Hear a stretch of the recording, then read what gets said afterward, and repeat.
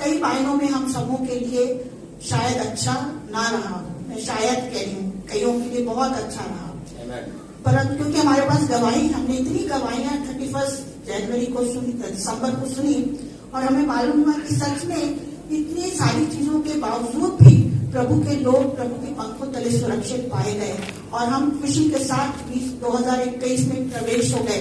ये इस बात का गवाह है, इस बात का प्रमाण था कि 2020 जो था कई मायनों में अच्छा ना होने के कारण बाद भी हम सबों के लिए बहुत अच्छा था, है ना। और हम कह सकते हैं पौलुस के समान कि सारी बातें मिलकर परमेश्वर से प्रेम करने वालों के लिए भलाई ही को उत्पन्न करती है, और वास्तव में हमने भलाई ही को अपने जीवन में देखा, चखा और उसको अनुभव किया, और जो हमारी गवाहियों में दिखाई दी। दूसरी बात पौलुस कहता है कि अब मैं पीछे की बातों को भूलकर आगे बढ़ता जाता हूँ। तो हमें भी जो बातें पीछे रह गई हैं उनको भूलकर हम आगे बढ़ते जाएं, ताकि उस निशाने की ओर दौड़े और उस इनाम को प्राप्त करें जो प्रभु ने हमारे लिए रखा है। हम उस निशाने की ओर दौड़ते चले आ रहे हैं और हम 2021 में हम प्रवेश कर रहे हैं। आज 2021 का पहले महीने के अंतिम दिन में भी हम प्रवेश कर रहे हैं। ये प्रभु का बहुत बड़ा अनुग्रह है, हम इसके लिए प्रभु का धन्यवाद करें। आइए इसके पहले कि हम विषय में जाएं, अपने सरमन में जाएं, हम प्रार्थना करेंगे। छोटी सी हम सब आंखें बंद करेंगे। धन्यवाद मेरे प्रभु जी, धन्यवाद पिता जी, धन्यवाद पवित्र आत्मा, सुंदर समय के लिए आपको हृदय से धन्यवाद मेरे प्रभु जी। आपने एक और मौका हमें दिया प्रभु कि हम आपकी हज़ूरी में आकर प्रभु अनम्रता के साथ झुककर प्रभु आपसे उस बल और उस सामर्थ को और उस अनुग्रह को प्राप्त करें जो आवश्यकता में मेरी और मेरे भाई बहनों की सहायता कर सके। प्रभु जी अपने वचन के भेदों को खोलिए प्रभु, जो कुछ आप सिखाना चाहते हैं प्रभु जी आप हमें सिखाइए प्रभु जी। हर एक के कानों को खोलिए प्यारे प्रभु जी, विश्वास को जागृत करिए प्यारे प्रभु, ताकि आपका वचन एक एक के जीवन में स्पर्श करने पाए, और जिस मकसद से प्रभु आपने वचन भेजा प्रभु एक एक के जीवन में पूरा होने पाए प्रभु। आपकी मर्जी प्रभु हमारे जीवनों में पूरी होने पाए। सारा आदर मान महिमा प्रभु आपके देते हैं, मानते यीशु मसीह के नाम से, आमीन। मैं आप लोगों के लिए बहुमूल्य समय को बचाने के लिए हम निकाल लेंगे व्यवस्था विवरण 30, व्यवस्था विवरण 30 और उसकी कुछ आयतों को मैं आपके सामने पढ़ना चाहती हूँ।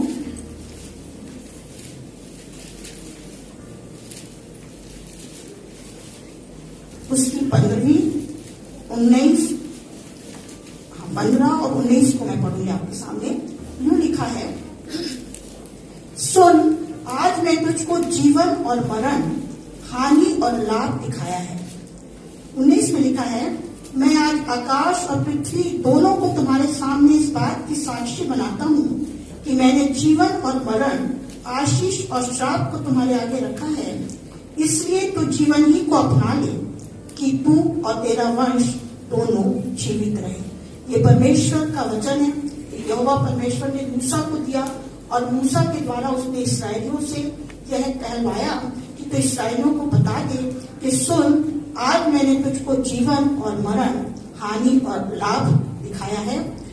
और फिर आगे कहता है कि मैं आज आकाश और पृथ्वी दोनों को तुम्हारे सामने इस बात की साक्षी बनाता हूँ। आकाश और पृथ्वी को साक्षी रखकर परमेश्वर ने मूसा से ये बात इसराइलियों से कहलवाया कि मैं जीवन और मरण, आशीष और श्राप को तुम्हारे आगे रखा है। इसलिए तू जीवन को ही अपना ले कि तू और तेरा वंश दोनों जीवित रहे। हम देखते हैं परमेश्वर ने एक चुनाव इसराइलियों के सामने रखा। आज हम ये देखने जा रहे हैं कि हमारा चुनाव कैसा होना चाहिए, हमारा निर्णय कैसा होना चाहिए, किस पर आधारित होना चाहिए। साफ साफ मूसा ने परमेश्वर के वचन को इसराइलियों के आगे रखते हुए कहा कि मैंने तुम्हारे आगे 2 बातें रखी हैं।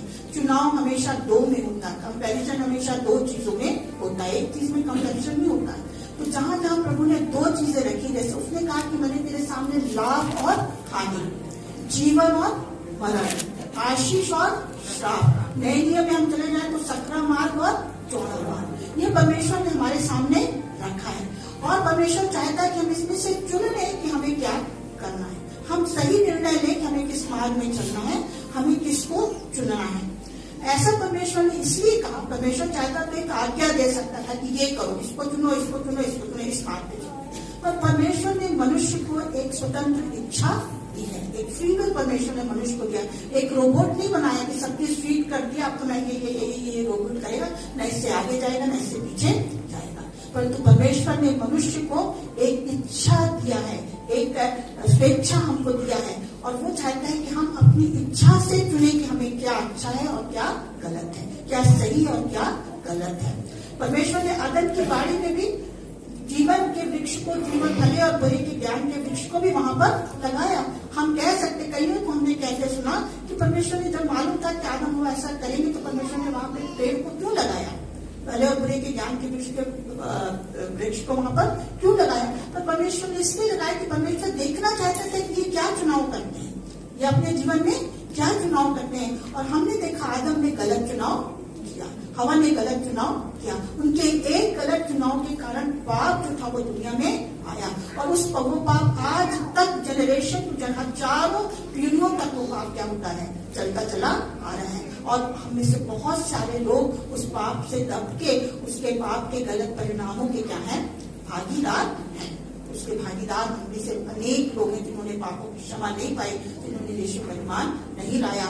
और फिर लिखा है कि एक आदमी, एक आदम, दूसरा आदम आया और वो जीवन और बहुतायत का जीवन लेकर के आया। एक आदम के गलत निर्णय के कारण, गलत डिसीजन के कारण दुनिया में पाप आया, जिस पाप का भागीदारी है, जिस पाप के परिणाम को आज पूरा संसार क्या कर रहा है, सह रहा है, भुगत रहा है।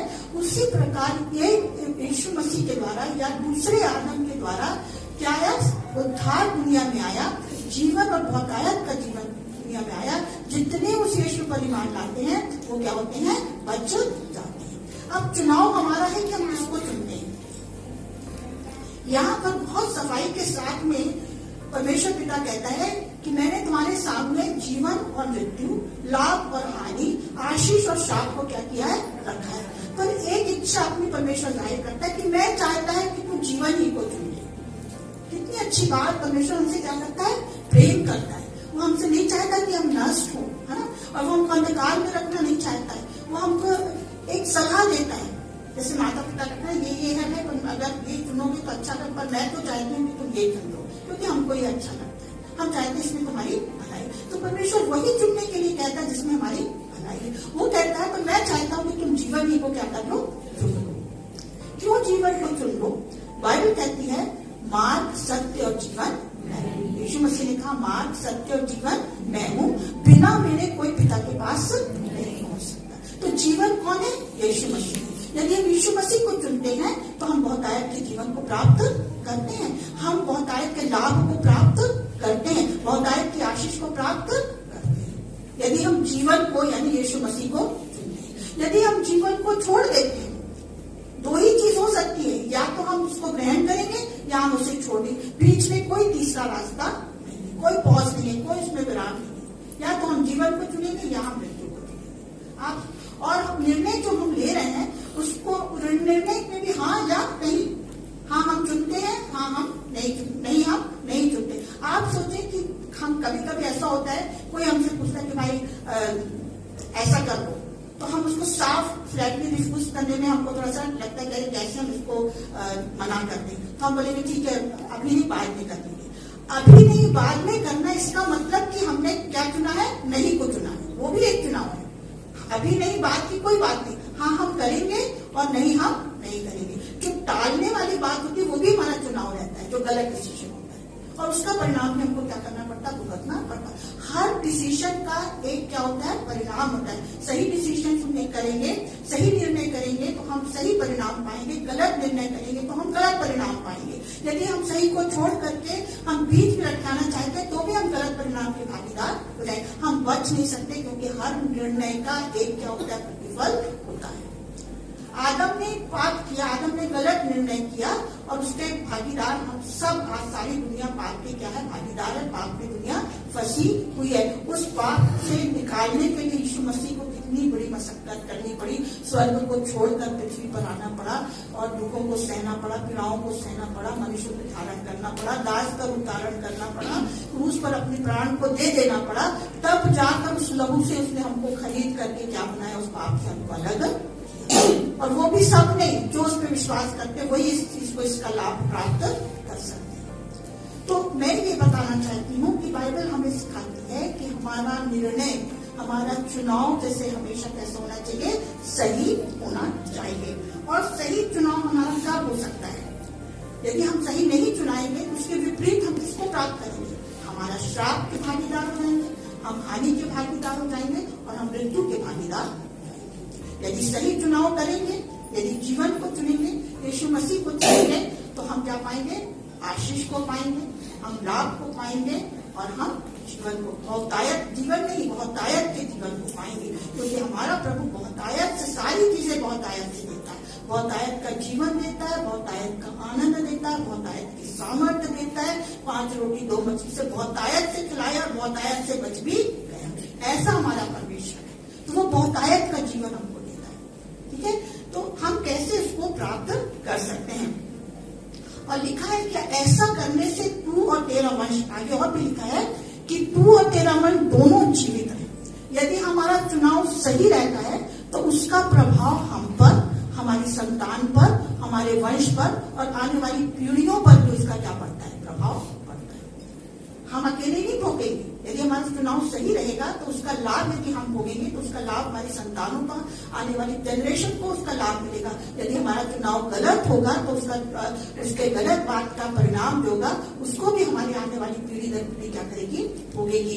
इसराइलियों ने गलत चुनाव किया। यीशु मसीह परमेश्वर पिता ने मना किया था कि तुम कोई मूर्ति खोद कर ना बनाना, ना उसकी कोई प्रतिमा बनाना, ना उसकी आराधना करना, ना उसको पूजा करना। पर इसराइलियों ने वही काम किया, है ना। उन्होंने गलत चुनाव किया। परमेश्वर ने उनको मना किया था परंतु उन्होंने गलत चुनाव किया। बाइबल कहती है कि आप निर्गमन 20, हमारे पास टाइम नहीं है कि हम उससे पढ़े।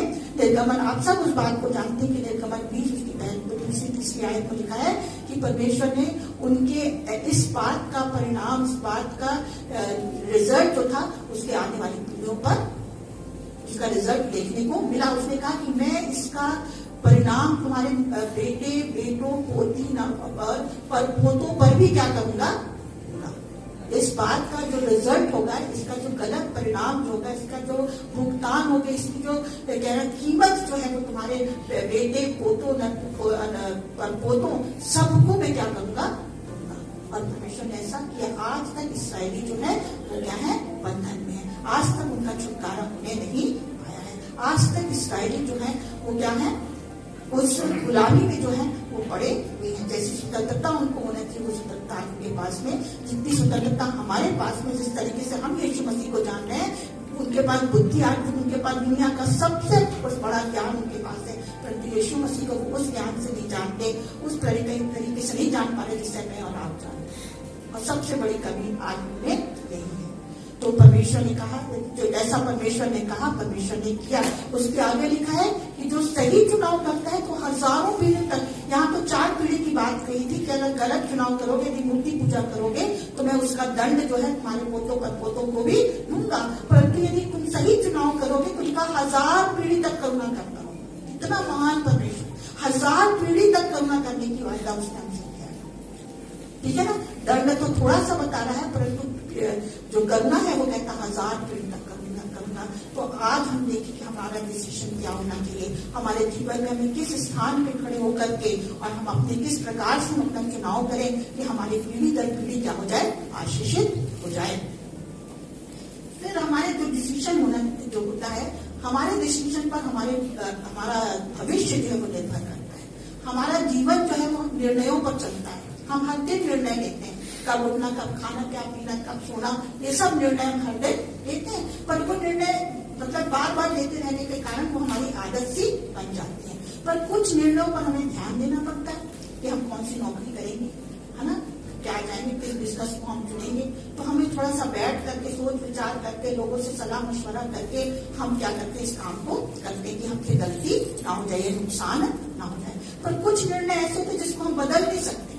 जैसे विवाह का निर्णय, आप उसको एक बार विवाह कर ले तो बार बार बदलते नहीं है पति पत्नी आपस में, हम पति बदल ले, पत्नी बदल ले, ये अच्छी नहीं, चलो इसको छोड़ के दूसरा कर ले, ऐसा नहीं कर सकते, है ना। हमें बहुत सोच समझ करके इसमें निर्णय लेने की आवश्यकता होती है। तो हमारे हर दिन हम निर्णय करते हैं। मेरा कहने का मतलब ये है कि हमारा भविष्य जो है वो हमारे निर्णयों पर क्या करता है? निर्भर करता है। हम जैसे निर्णय लेंगे हमारा जीवन वैसे ही वैसा होता चला जाएगा। आज हम जिस परिस्थिति में हैं, अब मैं आपको एक खास बात बताने मांगती, बहुत जरूरी है कि हम देखें, सोचें और परखें कि आज हम किन परिस्थितियों में इस होकर गुजर रहे हैं। कौन सी ऐसी बातें हैं जो हमको आनंद देती हैं, हम देखें उसके रूट कॉज में जाएं कि हमने उस समय सही निर्णय लिया था। यदि आज मैं एक अच्छी जगह पर हूँ तो मैंने एक अच्छा निर्णय कई साल पहले लिया था, जिसके परिणाम स्वरूप आज मैंने इस स्थान को प्राप्त किया, इस पोजीशन को प्राप्त किया, इस पद को प्राप्त किया, इस नौकरी को प्राप्त किया, इस धन को प्राप्त किया, इस घर को प्राप्त किया। घर ऐसे नहीं बना लेते कि आज सोचा और कल घर बन नहीं जाता। 8-10 साल पहले से लोग प्लानिंग करते हैं और फिर क्या करते हैं, उस घर के लिए तैयारी करते हैं, प्लॉटिंग करते हैं और फिर सब कुछ करने के बाद पैसा जमा करते हैं। सब करने के बाद मतलब निर्णय लेने के बाद हम क्या करते हैं, सोच समझ के घर को बनाते हैं, क्योंकि घर भी बार बार बनाया नहीं जाता। तो कहने का मतलब यह है कि हमारा जो आज का जो वर्तमान जीवन आप जी रहे हैं, कई महीनों पहले या वर्षों पहले आपके लिए गए निर्णय का क्या है, वो परिणाम है। समझ गए ना? आज जीवन जो हम जी रहे हैं, ये जीवन हमारे कई साल पहले लिए गए निर्णय का क्या है, परिणाम है। आगे भविष्य में जो आप जीवन जिएंगे वो आपके आज के निर्णय पे क्या करता है, निर्भर करता है। आज आप क्या सोच रहे हैं, आज आप क्या करने जा रहे हैं, आज आप कौन सा डिसीजन लेने जा रहे हैं, इस डिसीजन पर निर्भर करता है कि आपका भविष्य कितना अच्छा होगा या बुरा होगा। तो बहुत जरूरी है कि हम क्या करें, अपनी बातों को सोचें, अपने विचार करें कि हम किस मार्ग से चल रहे हैं। तो जरूरी है कि हम इसके लिए हमें निर्णय कैसे लेना है, बुद्धिमानी से निर्णय लेना है। सीधी सी बात है कि जो बुद्धिमानी पूर्ण निर्णय लेगा वो क्या करेगा, बच जाएगा। और हम बुद्धि कैसे प्राप्त कर सकते हैं, परमेश्वर के वचन से, हाँ, परमेश्वर के वचन से। इस साल सबको एक ही कमांड मिली है कि परमेश्वर के वचन को अधिकारी से अपने जीवन में बसने हो, क्योंकि परमेश्वर का वचन हमारे जीवन को क्या करता है, बुद्धिमान बनाता है। आज भजन संहिता 119 में से हमने पढ़ा कि परमेश्वर की व्यवस्था जो है वो हमको शिक्षकों से भी अधिक क्या करती है, समझदार बनाती है। फिर लिखा है कि वो हमको पुरनियों से भी अधिक क्या बनाती है, समझदार बनाती है। वो हमारे शत्रुओं से भी अधिक हमको बलवान बनाती है। तो परमेश्वर का वचन जो है वो हमको क्या करता है, समझदार बनाता है, बुद्धिमान बनाता है, बलवान बनाता है। इसलिए इस वचन को अधिकारी से हमको अपने जीवन में बसने देना है, ताकि हम कैसे बन जाए, बुद्धिमान हो जाए और हमारे निर्णय हम बुद्धिमानी निर्णय को हम क्या कर सके, ले सके। इसके विपरीत जो लोग वचन को नहीं पढ़ते, वचन को नहीं जानते और जिनके निर्णय वचन के अनुसार नहीं होते हैं, वे अपने जीवन में हानि को, वो अपने जीवन में विनाश को लेकर आते, वो अपने जीवन में श्राप को लेकर के। तो बहुत जरूरी है कि हमारा निर्णय वचन के अनुसार होना चाहिए। पहली बात सीखें कि जब हम निर्णय लें प्रभु के लोग, हमारा निर्णय वचन के अनुसार होना चाहिए। वचन वो मापदंड है जिसके अनुसार आप अपने निर्णयों को जांच सकते हैं कि हम सही निर्णय ले रहे हैं या गलत निर्णय ले रहे हैं। ठीक है, तो बुद्धिमानी पूर्ण निर्णय हमारा होना चाहिए। फिर हमारा निर्णय जो है वो कभी उतावली से नहीं लेना चाहिए। जल्दबाजी में लिया गया निर्णय हमेशा कैसा होता है, गलत होता है। जल्दबाजी में लिया गया निर्णय हमेशा क्या होता है, गलत होता है। बाइबल में लिखा हुआ एक आया 28:16 पर, और एक जन समुपदेशक 10 इसलिए प्रभु यहोवा यो कहता है, देखो मैंने सिय्योन में नील का एक पत्थर रखा है, एक परखा हुआ पत्थर, मोले का अनमोल और अति दृढ़ नींव के योग्य पत्थर, और जो कोई विश्वास रखे वह उतावली न करे। हाँ, अंतिम भाग में लिखा है जो कोई विश्वास करे वो उतावली नहीं करेगा। तो बुद्धिमान व्यक्ति कभी भी क्या नहीं करता, उतावली नहीं करता। जो वचन पर विश्वास करता है, भरोसा रखता है, वो कभी उतावली नहीं करता। नीति वचन में लिखा है कि उतावली करने वाला क्या करता है, चूक जाता है। उतावली करने वाला क्या करता है, चूक जाता, अपने भाग को खो देता है। तो हमें जल्दबाजी में निर्णय नहीं लेना। तो हमें क्या करना है, जल्दबाजी में यदि निर्णय नहीं लेना तो इसका मतलब कि हमको प्रार्थना में क्या करना है, परमेश्वर के सामने ठहरना है। जब हमको निर्णय लेने की बात आती है, बड़े बड़े बातों के लिए किससे विवाह करना चाहिए, कौन सा जॉब चुनना चाहिए, कौन से कैरियर को अपनाना चाहिए, कब हमें घर, किस स्थान में घर बनाना चाहिए, किन लोगों के बीच में रहना चाहिए, जब हम बड़े बड़े निर्णय अपने जीवन के लेते हैं तो हमको परमेश्वर के सामने क्या करना है, ठहरना चाहिए। जब हम परमेश्वर के सामने प्रार्थना में ठहरते हैं तो धीरज रखते हैं। क्या रखते हैं? धीरज रखते हैं। और यही है कि उतावलापन ना करके धीरज के साथ, प्रार्थना के साथ यदि हम निर्णय लेंगे तो हमको कभी भी क्या नहीं होगा, धोखा नहीं होगा। तो हमारा निर्णय बुद्धिमानी के साथ होना चाहिए और हमारा निर्णय किसके वचन पर आधारित होना चाहिए और उतावली से नहीं होना चाहिए। फिर हमारा निर्णय जो है मूर्खतापूर्ण भी नहीं होना चाहिए, है ना। तो जो उतावली करता है वो मूर्खतापूर्ण निर्णय को लेता है। आपने यिप्ता के बारे में पढ़ा है कभी बाइबल में? यिप्ता का नाम सुना है? मुझे बहुत अच्छा लगता है, मतलब उसको पढ़ना कि वो हमें कितना, यिप्ता जो था वो एक वेश्या का पुत्र था, है ना। और जब वो बड़ा हुआ अपने भाइयों के बीच में, तो उसके भाइयों ने ये कहकर कि तू वेश्या का पुत्र, उसको क्या कर दिया, अलग कर दिया और उसको अपने से और अपने पिता के राजपाट से कुछ भी भाग नहीं दिया, उसको क्या कर दिया, भगा दिया। तो यिप्ता कुछ लोगों को लेकर के क्या हो गया, दूर अपने उस जगह से, स्थान से दूर चला गया और खाने में लगा। और जैसा आज भी होता है कि एक जन अच्छा जैसे गुंडे टाइप के होते हैं तो वो अपने साथ 10-20 लोगों को क्या करते हैं, उनको भी पाल लेते हैं और वो उनकी क्या रहता है, बल रहता है ना। और उनके बल पे वो, उसके बल पर और सरदार के बल पे उसकी टीम जो रहती है, गैंग जो रहती है, वो काम करते हैं। ऐसे यिप्ता ने भी बहुत सारे लोगों को अपने साथ में रख लिया और यिप्ता एक शूरवीर हो गया, और शूरवीर हो गया। पर एक समय ऐसा आया कि उसके भाई लोग जो थे वो शत्रुओं पर विजय प्राप्त करने नहीं पाए।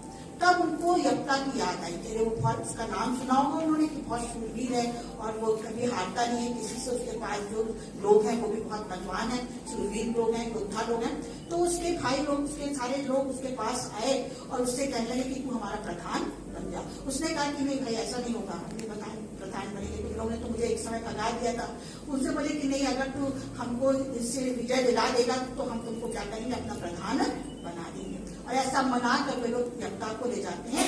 तो यिप्ता जो था वो एक मन्नत मानता है परमेश्वर से कि यदि मैं युद्ध में जीत जाता हूँ, है ना, जीत के लौटता हूँ, तो मेरे घर से जो पहले निकला, जो व्यक्ति घर से पहले दरवाजे से बाहर निकल के मेरा स्वागत करने के लिए निकलेगा, मैं उसको तुझे क्या करूंगा, बलिदान चढ़ा दूंगा। तो यिप्ता ने कोई गलत बात नहीं मानी, मतलब उसने परमेश्वर को खुश करने की उसकी बुद्धि से उसने सोचा कि मैं परमेश्वर को क्या करूंगा, खुश करूंगा। और ऐसा करा और ऐसा ही हुआ कि वो युद्ध में जीत गया और उसके भाइयों ने उसको अपना प्रधान बना दिया। वो अपने घर लौटा। जब वो घर लौटा तो जो स्त्रियां थी, पहले समय में ऐसा होती थी, डफ बजाते हुए और गाते हुए और स्वागत करने के लिए, उन सारे शूरवीरों का स्वागत करने के लिए दरवाजे से बाहर निकली। और जब वो दरवाजे से बाहर निकली तो जो पहला व्यक्ति जो दरवाजे से बाहर निकला वो उसकी अकेली इकलौती बेटी थी। यिप्ता की एक ही बेटी थी और वो बेटी सबसे पहले दरवाजे से बाहर निकली। और जब यिप्ता ने अपनी बेटी को देखा, उसने अपने वस्त्र फाड़ लिए। उसने कहा, हे प्रभु, ये क्या हो गया, क्योंकि अब वो मन्नत से पीछे हट नहीं सकता और उसको अपनी बेटी को क्या करना है, बलिदान करके चढ़ाना है। तो यिप्ता एक शूरवीर था परंतु बुद्धि की कमी थी। उतावली से उसने निर्णय लिया, बिना परमेश्वर के सामने ठहरे उसने क्या किया, निर्णय लिया। क्योंकि आत्मा उस समय नहीं जानते थे, वो पवित्र आत्मा का युग नहीं था। आज पवित्र आत्मा हमारे हृदयों में वास करता और हमारी अगुवाई करता, हमारी समझ। उस समय पवित्र आत्मा समय समय पर किसी खास काम के लिए लोगों पर बल से उतरता था, उस काम को करवाता था और उसके बाद पवित्र आत्मा चला जाता था, है ना। तो व्यक्ति से के साथ पवित्र आत्मा का संबंध जो था वो रिलेशन नहीं था जो आज है। तो पवित्र आत्मा की अगुवाई उसको नहीं मिलती थी, है ना। परंतु उसके लिए लोग जाते थे परमेश्वर से पूछने या नबियों के पास जाते थे कि पूछने कि हमें क्या करना चाहिए। यिप्ता ने ऐसा कुछ नहीं किया और उसने अपना एक मूर्खतापूर्ण निर्णय ले लिया, जिसका परिणाम ये हुआ कि उसको अपनी बेटी को बलिदान करके चढ़ाना पड़ा। तो जब हम जल्दबाजी में निर्णय लेते हैं तो यिप्ता के समान गलती हमसे हो जाती है, जिसका हमें हमेशा क्या रहता है, पछतावा रहता है। आज आप जिस स्थिति में है बैठ के सोचिए कि आज मेरी निराशा का कारण क्या है। आज मेरी असफलता का कारण क्या है, आज जो दुख मुझ पर टूटा है उसका कारण क्या है, आज मेरे क्लेश का कारण क्या है, आज मेरे अभाव और कमी और गरीबी दरिद्रता का कारण क्या है। शायद वो कारण जो आज से कुछ वर्ष पहले जो डिसीजन मैंने लिया था, जो निर्णय मैंने लिया था, उसके कारण आज मैं इस परेशानी में पड़ा। परंतु परमेश्वर हमें वैसा ही नहीं छोड़ता। हमारा एक बात ध्यान से सुन ले इस चीज को, कि हमारा एक सही निर्णय हमारे आगे गलत लिए गए निर्णयों के सारे परिणाम को क्या कर सकता है, बदल सकता है। एक बार फिर दोहराना चाहती हूँ कि आज आपका एक सही निर्णय पिछले समय में लिए गए अनेकों गलत निर्णयों के परिणामों को क्या कर सकता है, बदल सकता है। आपका सही निर्णय एक बदलाहट को, एक चेंज को आपके जीवन में, आपके परिवार में, आपकी परिस्थिति में, आपके वैवाहिक जीवन में और आपके फाइनेंस में, हर बात में ला करके कर सकता है। और यदि आप, क्योंकि जो निर्णय है वो कुछ चाहता है, यदि सही निर्णय हम लेंगे तो उसमें हमको सोचना तो पड़ेगा, आपको अपना समय देना पड़ेगा परमेश्वर के साथ में, वचन को पढ़ने में, प्रार्थना करने में आपको समय देना पड़ेगा। फिर आप, हो सकता है आपको अपनी एनर्जी भी उसमें लगाना पड़े, ठीक है, आपको अपना पैसा भी लगाना पड़े, आपको अपने रिलेशंस को छोड़ना भी पड़ सकता है, एक्सेप्ट करना भी पड़ सकता है, आपको अपना पैसा को लगाना भी पड़ सकता है और पैसा प्राप्त भी करना पड़ सकता है। तो बहुत सारी ऐसी चीजें जिसका आपको क्या करना पड़ेगा, कॉस्ट पे करना पड़ेगा।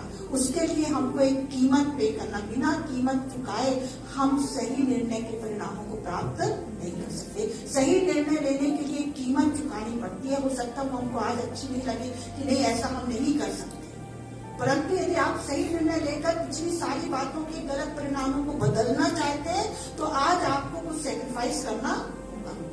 बिना उस सेक्रीफाइस के, बिना अपनी एनर्जी लगाए, बिना प्रार्थना किए, बिना अपने कहना चाहिए अपने रिलेशंस को बदले, आप बिना अपने टैलेंट को, आपके पास भी टैलेंट है, हो सकता है आप उस टैलेंट को छोड़ना पड़ सकता है, या हो सकता है कि आपको उसको स्वीकार करना पड़ सकता है। आप उसे पसंद नहीं करते पर बोलेंगे नहीं, क्योंकि आपका अच्छा अगर कुछ चाहते तो आपको ऐसा करना पड़ेगा। एक उदाहरण देती हूँ, मतलब ये बात इतनी सच है, मैं नहीं जानती क्योंकि मैंने सुनी है, परंतु मैं एक जिम व्यूज करके बहुत अच्छे सिंगर हैं प्रभु के, बहुत सारे गाने हम प्रभु के गाते हैं, है ना, बहुत सारे गाने, बहुत सुंदर सुंदर गाने उन्होंने लिखा इंग्लिश में। पहले वो एक फिल्म में जगत में गाने लिखते और वहाँ के लिए गाते थे, बहुत मशहूर थे और बहुत अच्छा वायलिन बजाते थे और ऐसे करके बहुत ही मशहूर गायक थे। परंतु प्रभु ने उनके जीवन में काम किया और वो प्रभु के पास आ गए और फिर उन्होंने कहा कि अब मैं सिर्फ प्रभु के लिए गाऊंगा, मैं संसार के लिए संसारिक गीतों को नहीं गाऊंगा, और फिर सिर्फ प्रभु के लिए गाने लगे। फिर उन्होंने प्रभु के अच्छे अच्छे गीतों को बनाया और बहुत फेमस हो गए और बहुत फेमस हो गए। फिर कुछ ऐसा हुआ कि उनके लाइफ के अंतिम दिनों में ऐसा हुआ कि उनको लगा कि फिल्म मतलब उनके सामने बहुत सारे फिल्म जगत से टेम्पटेशंस आए। उन्होंने वापस फिल्म जगत में जाने की सोची कि मैं वहां जाऊंगा तो बहुत पैसा है और बहुत मशहूर हो जाऊंगा, बहुत फेमस हो जाऊंगा। ऐसा सोचकर वो फिर से फिल्म जगत की ओर होने लगे, मुड़ने लगे। और जिस फ्लाइट में वो जा रहे थे, रास्ते में उस फ्लाइट जो थी उसका एक्सीडेंट हो गया, क्रैश हो गई वो, और वो वहीं पे हो गए। फिर दोबारा उनको पश्चाताप करने का मौका भी नहीं मिला। तो ऐसा भी हो सकता है कि आज का दिन शायद हमारे लिए है कि हम परमेश्वर के सामने एक निर्णय को लें कि प्रभु मुझसे गलती हुई है, उस गलत के परिणामों को भुगतता मैं यहाँ तक पहुंच गया हूँ, अब इसके आगे मैं उसको नहीं भुगतना चाहता। आप मेरी सहायता करिए ताकि मैं आगे के जीवन में, मेरा भविष्य जो है वो कैसा हो सके, सुंदर हो सके। तो हमारा निर्णय, मैंने कहा, बुद्धिमानी के साथ होना चाहिए और समझदारी के साथ, वचन पर आधारित हो, उतावली से ना हो, धीरज और प्रार्थना के साथ लें, मूर्खतापूर्ण निर्णय ना लें और पवित्र आत्मा को मांगे। मैंने कहा सबसे बड़ी बात पवित्र आत्मा है कि पवित्र आत्मा को मांगे और पाए तो पवित्र आत्मा जो आपके भीतर रहकर आपकी क्या करेगा, अगुवाई करेगा। संसार का कोई व्यक्ति, आप डिसीजन लेने में मैं ये भी कहूँ, किसी भी व्यक्ति का सहारा लें, किसी व्यक्ति से ना पूछे, किसी व्यक्ति को खुश करने के लिए निर्णय ना लें। ध्यान रखिए, कभी भी किसी व्यक्ति को खुश करने के लिए कोई निर्णय ना लें, और कभी भी निर्णय लेने के लिए किसी के कहने से निर्णय ना लें। आप खुद परमेश्वर के सामने ठहरे। इसलिए बहुत जरूरी है कि वचन का अध्ययन करना, वचन को अपने हृदय में अधिकाई से बसने देना, ताकि वो वचन आपसे बात करे, और प्रार्थना करना, प्रार्थना में समय देना, ताकि प्रभु हमसे बात करे, और तब वो हमें बताए, और पवित्र आत्मा को मांगे कि पवित्र आत्मा अगुवाई करे कि हम अपने डिसीजन इस प्रकार ले सकते हैं। तो पवित्र आत्मा को मांगे और पाए, ताकि वो हमारे भीतर रहकर हमें गाइड करे और निर्णय लेने में हमारी सहायता करे। कभी भी अपने विचारों और भावनाओं के आधार पर निर्णय ना लें। जैसे कि एकता का निर्णय जो था, मूर्खतापूर्ण भावनाओं के आधार पर लिया गया निर्णय था, है ना। भावना में रहकर उसने निर्णय लिया। अगर वो सोच समझ कर निर्णय लेता तो उसको इतना भारी दुख कभी भी नहीं होता। तो विचारों और भावनाओं के आधार पर निर्णय ना ले। क्रोध की अवस्था में भी कभी निर्णय ना ले, है ना। क्रोध में भी व्यक्ति क्या करता है, हमेशा गलत निर्णय लेता है। क्रोध में क्या करता है, हमेशा गलत निर्णय लेता है। तो क्रोध की अवस्था में भी कभी निर्णय ना ले। परमेश्वर के दास मूसा के बारे में आप जानते हैं, एक बार ऐसी हुआ कि मूसा ने क्रोध में क्या कर दिया, अपना डिसीजन ले लिया। मूसा के बारे में बताती, पृथ्वी भर में सबसे नम्र व्यक्ति था, जिसकी प्रशंसा स्वयं परमेश्वर अपने मुख से करता। परमेश्वर से आमने सामने मित्र के समान बातचीत करता था, और बड़ा कॉन्फिडेंस परमेश्वर को मूसा पे और मूसा को परमेश्वर पे था। और वही मूसा एक बार परमेश्वर ने कहा कि वो इतना तंगा गया इसराइलियों से कि हमको पानी दे। उनको एक बार पानी नहीं मिला सीनै पर्वत पर, और वो मूसा पे क्या करने लगे, कुड़कुड़ाने लगे। तब मूसा ने जाकर परमेश्वर से कहा कि मुझे क्या करना चाहिए। परमेश्वर ने कहा कि जा और उस चट्टान से बातें कर, तो वो तुझको क्या करेगी, पानी देगी। इसके पहले मूसा ने चट्टान पर, परमेश्वर ने उसको आज्ञा दी थी चट्टान पर अपनी लाठी से मारना, तो चट्टान तुझे पानी देगा। और मूसा ने चट्टान पर लाठी से मारा और लोगों को पानी पिलाया। अब की बार परमेश्वर ने कहा था कि तू उस चट्टान से सिर्फ क्या करना, बातें करना।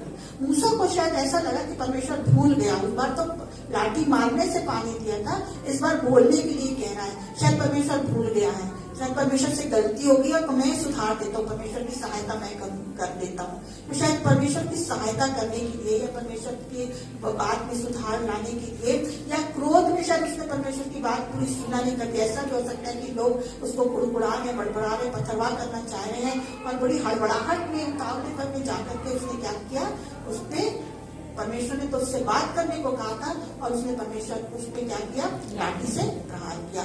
तो चट्टान ने पानी तो दिया, परमेश्वर ने उसकी बात को सुना तो, परंतु ये बात परमेश्वर को अच्छी नहीं लगी। ये गलत निर्णय जो मूसा ने ले लिया था परमेश्वर का जन्म होकर के, क्योंकि उसने सारी इस्राएल प्रजा के सामने परमेश्वर को पवित्र नहीं ठहराया, और सारी इस्राएली प्रजा के सामने उसने अपने परमेश्वर को क्या किया, परमेश्वर का अपमान किया। एक प्रकार से परमेश्वर का क्या किया, उसने अपमान किया, और उसने परमेश्वर को सारी प्रजा के आगे उसने परमेश्वर पर अपने विश्वास को नहीं रखा, और उसने परमेश्वर को पवित्र नहीं जाना। भाई बताती कि उसने परमेश्वर को पवित्र नहीं जाना, जबकि मूसा के समान परमेश्वर से प्रेम रखने वाला और उसकी पवित्रता पर भरोसा रखने वाला शायद ही कोई व्यक्ति। पर फिर भी बाइबल कहती है कि उसने इस्राएल प्रजा के सामने परमेश्वर को पवित्र नहीं जाना, और इस्राएल प्रजा के सामने परमेश्वर पर अपने विश्वास को नहीं रखा। इसलिए परमेश्वर क्रोधित हो गया, और क्रोध में परमेश्वर ने कहा कि तू कनान देश में क्या नहीं करने पाएगा, पहुंचने नहीं पाएगा। कितना बड़ा, 40 वर्ष से जिनकी अगुवाई कर रहा हूँ, उनकी बातें सुन रहा है, कुड़कुड़ाहट, बड़बड़ाहट, सब कुछ कर रहा हूँ, उससे लड़ रहे, सब कुछ कर रहा, बच्चों के समान गोद में लेकर के उनको चलता चला आ रहा है जंगलों में, सब जगह पर। वो छोटी सी गलती के कारण परमेश्वर ने कहा कि तू कनान में प्रवेश करने नहीं पाएगा। परमेश्वर उससे प्रेम करता था, वो उसने पर कनान को परमेश्वर ने उसे दिखाया, अतृप्त नहीं मरा, मूसा अतृप्त नहीं मरा, परमेश्वर उससे प्रेम करता था, मित्र था। परमेश्वर ने उसको ऊंचे पहाड़ पे ले जाकर पूरे कनान को से दिखाया, ये है कनान जिसमें मैं तुझे पहुंचाना चाहती, पर तेरी छोटी सी गलती के कारण उसने पहुंचने, तू यहाँ से देख ले। और मूसा ने पूरे कनान को वहां से देखा।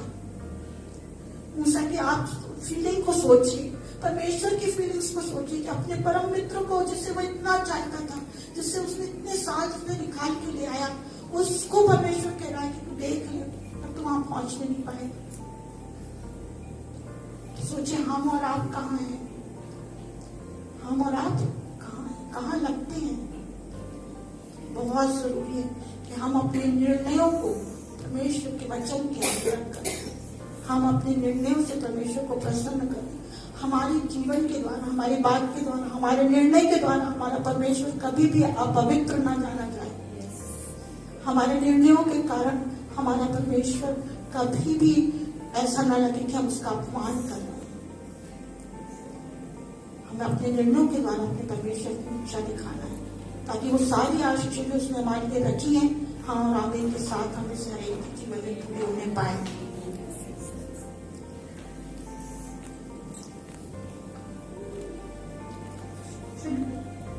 एक उदाहरण देखेंगे कि परमेश्वर जो है 1000 पीढ़ियों तक जो परमेश्वर की सही निर्णय लेते हैं, परमेश्वर की 1000 पीढ़ियों को क्या करता है, आशीषित करता है। और जो गलत निर्णय लेते हैं वे परमेश्वर के सामने कभी भी ठहरने नहीं पाते हैं। हम भले ही आज आप लगता है बहुत अच्छा है, कुछ चीजों में हम अच्छे हो जाते हैं, हम खुश हो जाते हैं कि चलो बहुत ठीक है, परंतु कुछ चीजों में गलती हम ऐसा नहीं ऐसा होता, हम उसके लिए बहुत से एक्सक्यूजेस देने लगते हैं, पर हम अपनी गलती को मानने के लिए तैयार नहीं रहते। परमेश्वर क्या कहता है, परमेश्वर का वचन कहता है, दाऊद जो था एक परमेश्वर का जन था, भक्त था। और दाऊद, बाइबल बताती है कि दाऊद भी मनुष्य हमारे समान सुख दुख भोगी साधारण मनुष्य था, है ना। दाऊद कैसा था, साधारण मनुष्य, एक चरवाहा था। अब बताइए चरवाहे का क्या बैकग्राउंड और क्या शिक्षा, परंतु ऐसे चरवाहे को उठाकर प्रभु ने क्या किया, राजा बनाया। वो एक सारा मानवीय कमजोरियों से लिप्त व्यक्ति था। जैसे हम परीक्षा में गिर जाते, दाऊद भी परीक्षा में गिर गया, एक बेर्शेबा के पाप में पड़ गया और उससे भी पाप हो गया, परंतु उसके सबके बावजूद वो परमेश्वर को उसने छोड़ा नहीं, वचन को उसने छोड़ा नहीं। व्यवस्था का वो बहुत ज्ञानी था। 119 भजन में उसने कई बार लिखा व्यवस्था के बारे में कि व्यवस्था एक साधारण व्यक्ति को असाधारण बना देती, क्योंकि उसने अनुभव किया था कि एक साधारण लड़के को परमेश्वर ने उठा करके कहा राज सियासत में बिठा दिया। ऐसा दाऊद जो था वो परमेश्वर के लिए बहुत परमेश्वर से प्रेम करता था। गलतियां जरूर उससे हुई, उसके बाद भी वो परमेश्वर से प्रेम करता था। और उसने अपने उसने प्रसन्नता के समय में एक बार उसने सोचा कि मैं तो देवदार के इतने बड़े उसमें रहता हूँ, मैं परमेश्वर के लिए क्या बनाऊंगा, भवन बनाऊंगा। ये एक अच्छा विचार दाऊद के मन में आया कि मैं परमेश्वर के लिए एक भवन बनाऊंगा। वो परमेश्वर का भवन परमेश्वर, उसने इस विचार को अब नातान नबी से कहा कि मैं परमेश्वर के लिए एक भवन बनाना चाहता हूँ। और नातान नबी ने परमेश्वर के सामने, यहोवा के सामने उसकी बात पहुंचाई। परमेश्वर ने कहा कि जाके दाऊद से कहना कि वो इस भवन को बनाने नहीं पाएगा, क्योंकि उसके हाथ लहू से क्या है, रंगे हुए हैं। उसने अपने पूरे जीवन काल में, राज्य काल में बहुत तलवार चलाई है, उसकी तलवार लहू से सनी है, इसलिए वो भवन बनाने नहीं पाएगा। पर उसके जेनरेशन में, उसकी पीढ़ी में उसका बेटा जो है वो क्या करेगा, भवन को बनाने पाएगा। तो दाऊद ने तो एक अच्छा विचार किया था, उसका कोई गलत बात नहीं, उसने अच्छा निर्णय लिया। और फिर परमेश्वर जानता था कि दाऊद के मन को, परमेश्वर ने उसको स्वप्न में उस भवन का सारी ब्लूप्रिंट परमेश्वर ने उसको उस भवन की क्या किया, दिखा। और एक बार में आप पढ़िए उस वचन को, कई बार परमेश्वर ने उस भवन की सुंदरता को, उस भवन में कितनी कोठरियां होंगी, कितने दरवाजे होंगे, कौन से पर्दे लगेंगे और कहाँ कहाँ क्या क्या होगा, सारी चीजों को बारीकी से परमेश्वर ने दाऊद को बनाया और दाऊद को बताया। और दाऊद ने उस सारी चीजों को एक एक करके उसके लिए सामान जोड़ के रखा, कैसे पर्दे होंगे, कहाँ कौन से पर्दे, उसमें क्या क्या लगेगा, कितने कलर के पर्दे होंगे, और सारी चीजों को उसने क्या कर दिया, सामान को कलेक्ट करके रखा। और लोगों से उसने कहा कि परमेश्वर के भवन बनाने के लिए सामग्री एकत्र करो। इतनी सामग्री इकट्ठी होगी, सोना, लोहा, पीतल, चांदी और पत्थर और कपड़े और सारी चीजें बहुतायत से उसके पास में भाई बताती की हो गई, क्योंकि उसका एक अच्छा विचार था। परमेश्वर ने उसकी सहायता की कि वो एक अच्छा सारी चीजों को जमा करके पाया। और उसने उसका पूरा ब्लूप्रिंट परमेश्वर ने उसको बताया कि कैसे भवन को बनना है, कहाँ कहाँ उसका भवन का आकार क्या होगा, कितनी लंबाई चौड़ाई होगी, और ये सारी चीजें उसने अपने पुत्र को क्या किया, बताया। और उसको पूरा सामग्री भी किया कि ये सामग्री और ऐसा ऐसा बनना है। और उसके बाद भाई बताती है कि दाऊद क्या हो गया, मर गया, मृत्यु को प्राप्त हुआ। तो परमेश्वर ने दाऊद को अतृप्त रहने नहीं दिया। वो परमेश्वर के भवन को बनाने की लालसा उसमें थी। यद्यपि उसने भवन को नहीं बनाया, तो उसने कई 25 बार उसने स्वप्न में उस भवन को देखा और उसकी एक एक बातों को उसने देखा, समझा और वैसे ही अपने पुत्र को बताया। और सुलेमान ने भी वैसे ही भवन को क्या किया, बनाकर तैयार किया। और उसके इस अच्छे सोच का या अच्छे निर्णय का परिणाम हो भी सकता है। बोलो मैं क्यों बनाऊंगा, और भी मेरे बाद आने वाला तब सुलेमान आएगा, वो तैयारी कर लेगा और ऐसा करके वो छोड़ भी सकता था कि मैं इतना बुढ़ा हो गया हूँ, अब मैं इस सब बातों में नहीं पढ़ना चाहता हूँ, आने वाली जनरेशन इस काम को आगे बढ़ाएगी। पर नहीं, उसने अपने बुढ़ापे में पूरी सारी बातों की तैयारी करके रखा और परमेश्वर का एक विचार उसे बहुत अच्छा लगा और परमेश्वर ने देखिए किस प्रकार उसको आशीष दी। निकाल लेंगे 89 शाम से 89 मुझे बहुत अच्छा लगता है।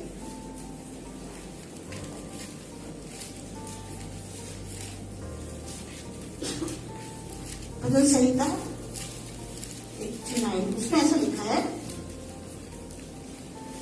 परमेश्वर ने दाऊद से कहा कि मैं तुझे कभी नहीं छोड़ूंगा, कभी नहीं ताड़ूंगा, तेरा वंश सदा मेरी आंखों के सामने क्या रहेगा, बना रहेगा।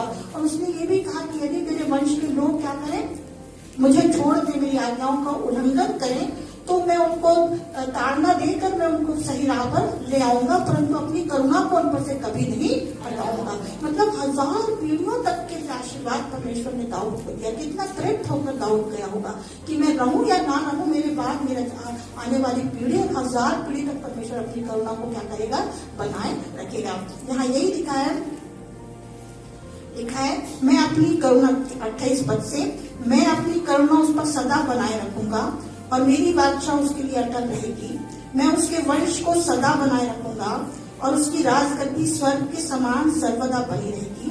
यदि उसके वंश के लोग मेरी व्यवस्था को छोड़े और मेरे नियमों के अनुसार ना चले, यदि वे मेरी विधियों का उल्लंघन करें और मेरी आज्ञाओं को ना माने, तो मैं उनके अपराध का दंड सोटे से और उनके अधर्म का दंड कोड़े से दूंगा, परंतु मैं अपनी करुणा को उस पर से ना हटाऊंगा और न सच्चाई त्याग कर झूठा ठहरूंगा।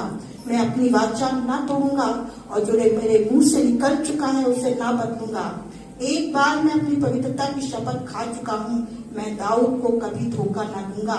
उसका वंश सर्वदा रहेगा और उसकी राजगद्दी सूर्य के समान मेरे सम्मुख ठहरी रहेगी।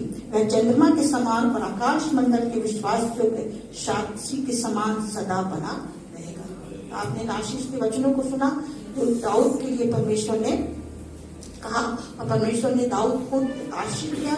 दाऊद के जाने के बाद उसने उसके वंश को क्या किया, आशीषित किया है। और परमेश्वर 1000 पीढ़ी तक आशीष देने वाला परमेश्वर है। एक और वचन पढ़ लीजिएगा, निर्गमन 20 उसकी 36 पद पे लिखा है,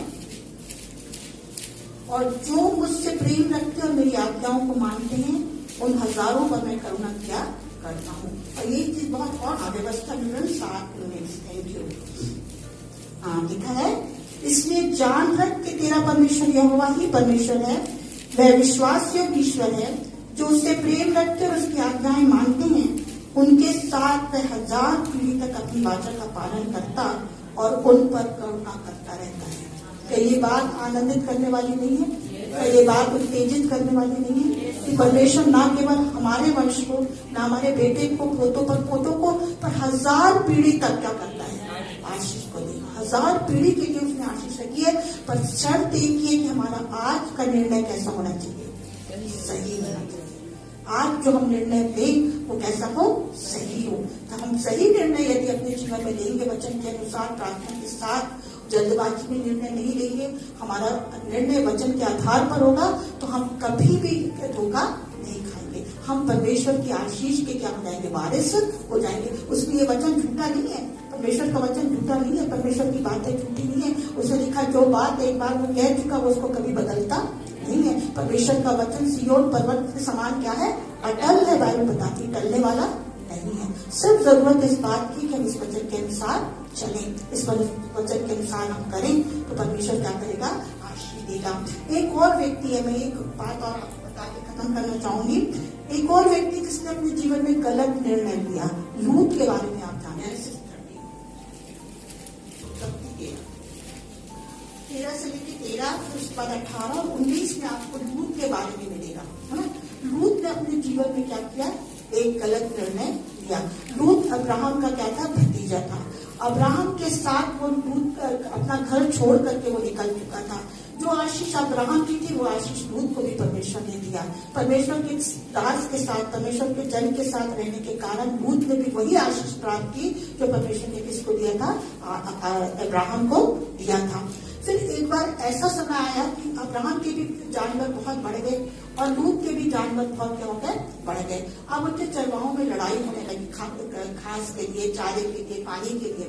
तो अब्राहम ने लूत से कहा कि अब बेहतर हो कि हम क्या हो जाए, अलग अलग हो जाए, क्योंकि तेरे पास भी ढेर से पशु पक्षी हैं और मेरे पास भी बहुत सारे पशु हैं और चारा भी मतलब हमें बहुत चाहिए, पानी भी बहुत चाहिए, चरवाहे भी बहुत से लोग हैं, हम अलग अलग हो जाते हैं। तो उसने कहा कि तू एक दिशा में जाएगा तो मैं दूसरी दिशा में जाऊंगा, अब्राहम ने कहा। तो लूत ने क्या किया कि लूत ने सब तरफ देखा और उसने देखा कि यहाँ जहाँ पे तराई थी, तराई में हमेशा क्या होती है, हरियाली होती है, उसने तराई वाला भाग, परंतु हमेशा नीचा होता है, तराई वाले भाग कैसे होते हैं, नीचे होते हैं, परंतु उसमें हरियाली बहुत होती है, पानी की भी ज्यादा संभावना होती है। तो उसने वो तराई वाला भाग को चुन लिया जहाँ पे उसके पशुओं के लिए उसको चारा क्या है कभी कभी ना होने पाएगी, उसने उस स्थान को चुन लिया।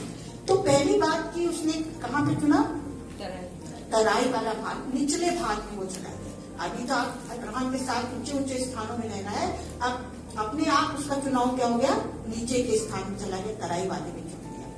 फिर उसके बाद उसने क्या किया, वो स्वार्थी भी था, वो कायदे से तो हमेशा हक बड़े का रहता है कि वो चुनाव करे, है ना, कि भाई अब्राहम बड़ा था, उसको कहना था कि पहले आप चुन लो, उसके बाद जो बचेगा वो मैं ले लूंगा। पर उसने जैसे अब्राहम ने कहा कि चुनाव कर लिया, उसने अपना चुनाव कर दिया, उसने अब्राहम को मौका भी नहीं दिया। परंतु इब्राहिम के लिए चुनाव किसने किया, परमेश्वर ने कहा। और बहुत सुंदर लिखा हुआ है, जब लूत अब्राहम से अलग हो गया 14 वर्ष में, तब उसके पश्चात यहोवा ने अब्राहम से कहा, आंख उठाकर जिस स्थान पर तू है वहां से उत्तर दक्षिण पूर्व पश्चिम चारों ओर दृष्टि कर, क्योंकि जितनी भूमि तुझे दिखाई देती है सबको मैं तुझे और तेरे वंश को युग युग के लिए क्या करूंगा। ये अब्राहम का रिवॉर्ड था परमेश्वर की ओर से। लूत ने अपने मन से तराई का स्थान चुन लिया, परमेश्वर ने कहा जितना बचा है ना, आंख उठा के देख, ये सब कुछ मैं तुझको और तेरे वंश को क्या करता हूँ, युग युग के लिए दे देता हूँ। परमेश्वर ने किसको चुना, परमेश्वर ने इब्राहिम के भाग को चुना। और जो परमेश्वर चुनाव करके देता है तो वो कैसा रहता है, बहुतायत का रहता है। हम देखते हैं ना, परमेश्वर जो कुछ करता है कैसा करता है, बहुतायत से करता है। तो परमेश्वर ने इब्राहिम के लिए चुनाव किया और बहुतायत से उसको दिया, और इब्राहिम लूत जो था अपना एक भाग लेकर के क्या हो गया, अलग हो गया। फिर उसके बाद इसके इसी 13 के 12 में लिखा है कि अब्राम कनान देश में रहा, पर लूत उस तराई के नगरों में रहने लगा और अपना तंबू सदोम के निकट खड़ा किया।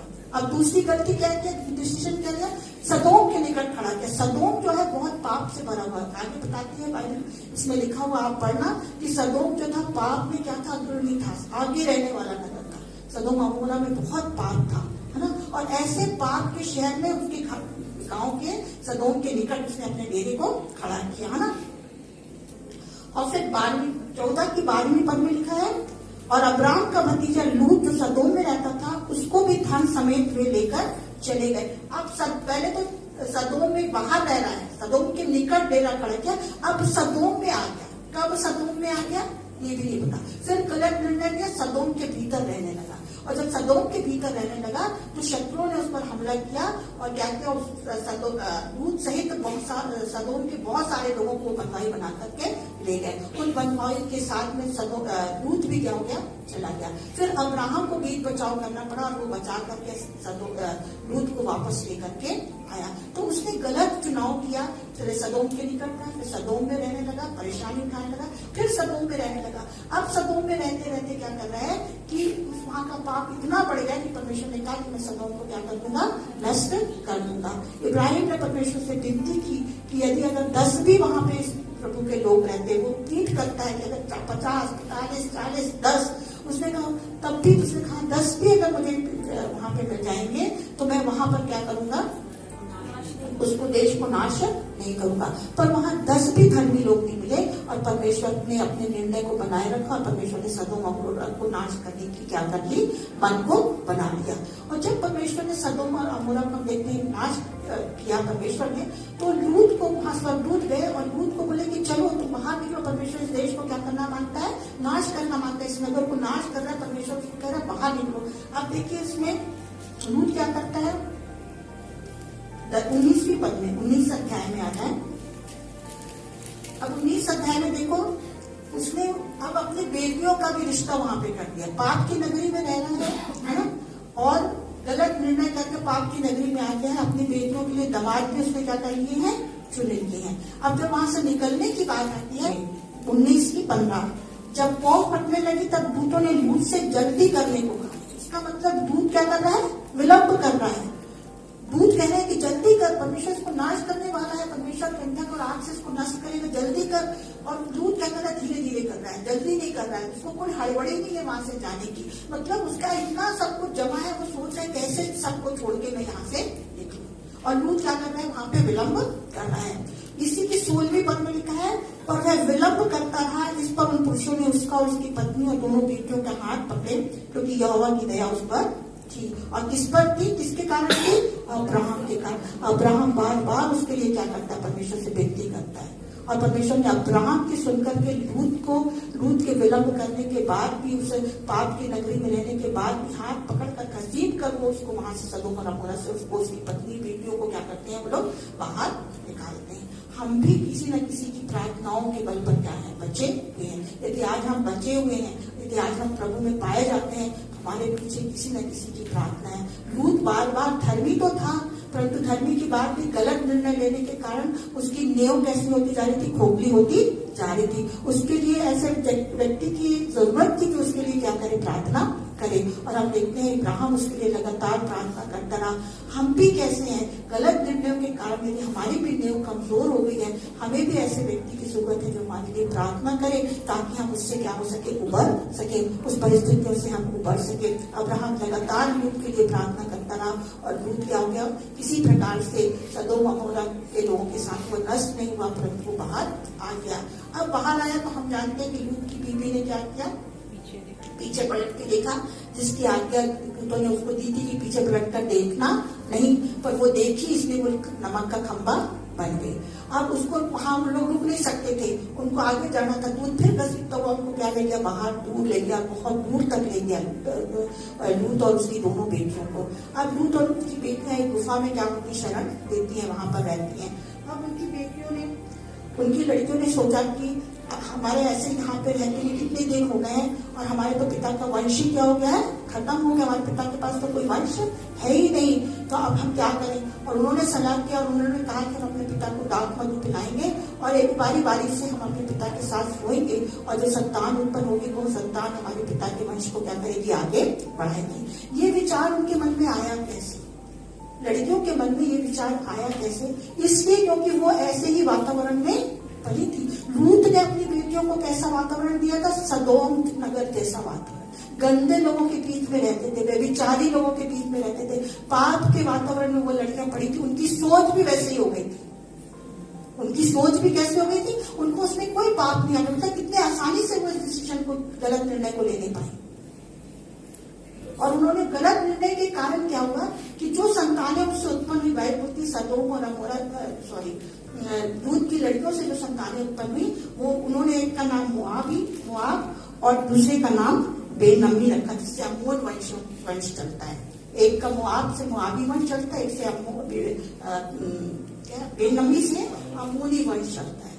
तो मोआबी और अमोनी, ये दो वंश जो थे, ये लूत के लड़कियों के से उत्पन्न जो बेटे थे, उनके ये क्या है? वंश है। परमेश्वर इस काम से क्या होता है? घृणा करता है। अब हमने देखा कि लूत के गलत निर्णय के कारण, है ना, अपने अब्राहम से अलग हो जाने के कारण, तराई का स्थान चुन लेने के कारण, सदोम के निकट रहने के कारण, सदोम में रहने के कारण, लड़कियों को वहां के लड़कों के साथ में अपनी लड़कियों का रिश्ता बनाने की तैयारी करने के कारण, अपनी लड़कियों का एक अच्छा सुंदर धर्मी होने के बावजूद वो एक अच्छी सोच, अच्छा वातावरण नहीं दे पाया, और उनकी लड़कियों ने गलत वातावरण में पड़ के, उनकी गलत सोच होगी, उन्होंने गलत कदम, गलत डिसीजन उठाया, और अब जो संतान उत्पन्न हुई, आप देखिए उनके साथ में क्या होता है। निकालिए व्यवस्था विवरण 23 उसका 2 जन्मा हुआ यहोवा की सभा में ना आने। लिखा है कोई कुकर्म से जन्मा हुआ यहोवा की सभा में आने ना पाए, किंतु 10 पीढ़ी तक उसके वंश का कोई यहोवा की सभा में ना आने पाए। 10 पीढ़ी तक कोई यहोवा की सभा में आने ना पाए। कोई अमोनी या मोआबी यहोवा की सभा में ना आने पाए। उनकी 10वीं पीढ़ी तक का कोई यहोवा की सभा में कभी ना आने पाए। देखिए, अब एक निर्णय गलत लेने के कारण पूरी जनरेशन में, बता रहे ना कि जनरेशन टू जनरेशन हमारे गलत निर्णय का दंड जो है वो हमारे बेटे, बेटियां, नाती, पोते, परपोते और फिर 10 पीढ़ी तक मोआबी को उन्होंने कहा, परमेश्वर ने कहा अमोनी और मोआबी को व्यभिचार से उत्पन्न संतान है, गलत निर्णय से उत्पन्न संतान है। ये 10 पीढ़ी तक 4 गमन 20 में तो परमेश्वर 4 पीढ़ी की बात करता, पर इनके लिए 10 पीढ़ी तक मना गया कि 10 पीढ़ी तक कोई परमेश्वर के भवन में आने ना पाए। कितनी बड़ी बात। तो ये बात सिर्फ रूत के लिए नहीं है, ये बात मेरे और आपके लिए भी है। हम भी देखें, यदि हम चाहते हैं कि हमारी पीढ़ी आगे तक जाए, हमारी पीढ़ी आशीषित हो जाए, परमेश्वर कहने पाए कि मैं सदा सर्वदा तेरे वंश के साथ रहूंगा। हम कहें प्रभु से, अगर हमारे बच्चे गलती करते, प्रभु आप दंडित करिए, उनको ताड़ना दीजिए, पर अपने से अलग मत करिए। और उसके लिए प्रार्थना करें बच्चों के लिए, और सही निर्णय लें बच्चों के लिए। हो सकते हैं कई परिवार जो बने जो हैं तो उनकी बनावट में ही गलती हो, फाउंडेशन ही गलत है। फाउंडेशन ही कभी क्या होती है, परिवार की गलत हो जाती है। पर उस आपके माता पिता की गलती के कारण बच्चे क्यों सफर करने पाए। आप अपनी फाउंडेशन अगर गलत है, आज का समय प्रभु के सामने माफी को मांगे कि प्रभु हमने गलती किया था, जवानी की अवस्था में भावनाओं में बहकर हमने गलती की, हमने पाप किया, पर आज हम आपसे माफी मांगते। इसका दंड आप मेरे बेटे बेटियों पर, पोतों पर और आने वाली पीढ़ी पर दे देना। वो दयालु अनुग्रहकारी विलंब से कोप करने आराध्य करुणा में परमेश्वर है। वो आपकी प्रार्थनाओं को सुनेगा और आपके बच्चों को उस श्राप से क्या करेगा, मुक्त करेगा। आप आशीषित हो जाएंगे, आपके बच्चे, आने वाली पीढ़ी आशीषित होगी, उन बच्चों के जो बच्चे होंगे वो भी आशीषित हो जाएंगे। पर यदि आज आप चूक जाएंगे, अपनी गलती को परमेश्वर के सामने नहीं मानेंगे, यदि आज आप अपनी एक गलती को भी अगर परमेश्वर के सामने गलत चुनाव के लिए अगर आप माफी को नहीं चाहेंगे, आप सोच लीजिए आपकी पीढ़ी जो हो जाएगी वो क्या हो जाएगी, दूषित हो जाएगी। कोई पीढ़ी परमेश्वर के सामने ठहरने नहीं पाएगी। परमेश्वर ने नियम बना दिया, मतलब बना दिया, उसको कोई नहीं बदल सकता, कोई रद्द बदल उसमें नहीं हो सकता। उसने कहा नहीं आएंगे, मतलब नहीं आएंगे। हम सुधार सकते हैं अपने निर्णय को सही करके। फिर से एक बार बता बोलती हूँ कि हमारा एक सही निर्णय हमारे सैकड़ों गलत निर्णयों के होने वाले दंड से हमको क्या कर सकता है, बचा सकता है, हमको बदल सकता है। हमारा एक सही निर्णय सारे गलत निर्णयों के, फैसलों की, बातों को चेंज कर सकता है, बदल सकता है। आज का आपके पास, मेरे पास समय है कि हम प्रभु से प्रार्थना करें, प्रभु के सामने आए, वही गिड़गिड़ाएं, जैसा परमेश्वर प्रार्थना हमसे कहता हूँ वैसा करें, ताकि प्रभु हमसे क्या करे, बातचीत करे, पर अपनी करुणा को हम पर से, हमारे जनरेशन से कभी भी अलग ना करें। परमेश्वर वचन पे आशीष। अब अपने आप को बंद करें, प्रभु की उपस्थिति में बैठकर हम बहुत सहायता मांगे कि बहुत आत्मा हमारे जीवन में एक सही निर्णय लेने में सहायता करने पाए। कितनी बार हम जीवन में हमने गलत निर्णय लिया, कितनी बार हमने उतावली में निर्णय लिया, वचन के विरुद्ध में होकर के हमने निर्णय लिया और हम धीरज के साथ नहीं ठहरे। लेकिन आज परमेश्वर की दासी के द्वारा हमने जीवन के एक बहुमूल्य संदेश को हमने सुना है। परमेश्वर की इच्छा यह है कि हम सब अपने जीवन में हमेशा एक सही निर्णय लेने वाले बन सके।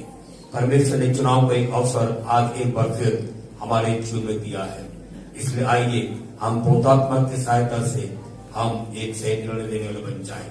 और जैसा हमने सुना, मैं भी इस बात पर जोर देना चाहता हूँ, हमारा एक सही निर्णय भूतकाल में लिए गए हर एक गलत निर्णय के परिणामों को बदल सकता है, क्योंकि एक सही निर्णय में वो सामर्थ्य है। जब हम सही निर्णय लेंगे, याद रखिए, पीढ़ी दर पीढ़ी परमेश्वर की आशीषें हमारे जीवन में उतरती रहेगी। एक गलत निर्णय हमारे जीवन में, न केवल हमारे व्यक्तिगत जीवन में, लेकिन पीढ़ी दर पीढ़ी परमेश्वर के श्राप को लेकर के आएंगे। इसलिए आइए आज इस प्रातःकाल के समय में इस वचन को अपने जीवन में स्वीकार करें और कहें, बहुत आत्मा, मैं आपके वचन को अपने जीवन में स्थान देने के लिए तैयार हूँ। और आज के बाद समय इस बात में सावधान रहूंगा, सावधान रहूंगी कि मैं आपकी सहायता से वचन के अनुसार एक सही निर्णय ले सकूं। प्रभु आप मेरी सहायता करिए। प्रार्थना में जाए। Thank you Lord, hallelujah. यदि पवित्र आत्मा आपको निर्णय के स्थान में जब लेकर के आया है, यदि पवित्र आत्मा आपके जीवन से कुछ बातों के लिए निर्णय लेने के लिए करता है, देर न करे, विलंब न करे, लेकिन इसी समय अपने जीवन का फैसला करते हुए एक सही निर्णय ले ले। Praise the Lord, hallelujah. हमारे प्रेमी दयालु अनुग्रह पिता परमेश्वर, आज इस प्रातःकाल की आराधना के लिए हम आपका धन्यवाद करते हैं। आपको उपस्थित में बैठकर आपकी दासी के द्वारा बहुमूल्य संदेश को सुनने के लिए आपने हमें जो सौभाग्य दिया, इसके लिए प्रभु जी हम आपको धन्यवाद देते हैं। सामर्थी परमेश्वर, हम आपसे यही प्रार्थना करते हैं कि आज के बाद से हर डिसीजन में जब भी आपका पवित्र आत्मा हमसे बातचीत करता है, जब भी आपका वचन हमसे जो बातचीत करता है, प्रभु जी उसके अनुसार उसको सुन करके अपने जीवन में प्रभु जी हम आपके पवित्र आत्मा की सहायता से हमेशा एक सही निर्णय लेने पाए। आप हमारी सहायता करें प्रभु जी, ये वचन लगातार हमारे जीवन से बातचीत करता रहे। आपकी दास के लिए आपको धन्यवाद, बेपरवाह आशीष दीजिए प्रभु जी, अनुग्रह महिमा में और सेवा में उनको और भी आगे बढ़ाइए। जितने कानों ने संदेश को सुना है, एक एक जीवन को प्रभु जी आप आशीषित करें, हर बात में आपको नाम महिमा पाए। मांगते यीशु के सामर्थ्य नाम से, आमीन।